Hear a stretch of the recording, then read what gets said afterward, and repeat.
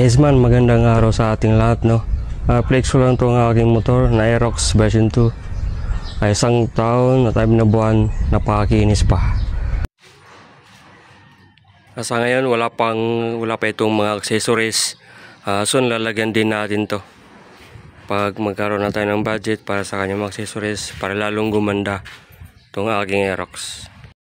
Malayo na rin naman narating itong aking Aerox. Karating na to sa Infanta, Lukban, Quezon, Lucena.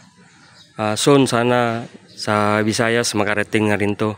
Pag bibigyan tayo ng pagkakataon, dadalhin ko to sa Visayas soon. Dadalhin ko to soon sa Visayas habang malakas pa, maayos pa, para di tayo magka-problema sa daan. Soon sana matutuloy. Wala pa tayo ibang ginawa dito mga bossing o nilagay. Ginagawa pa lang natin dito ay change oil sa gear oil. Yun pa lamang po sa ngayon. Maraming salamat mga bossing. Hanggang sa muli, maraming salamat sa panunod. Huwag kalimutang mag-like and mag-subscribe sa itong aking YouTube channel, General 11 Vlog. God bless you always. Ingat po sa biyahe. Maraming salamat.